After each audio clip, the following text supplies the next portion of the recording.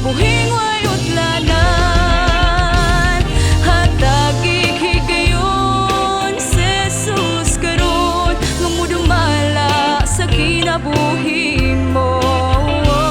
Siya lamang ang nasayon sa gihanom sa kalag mo, sa kasing-kasing mo si Jesus sa tagi higayon.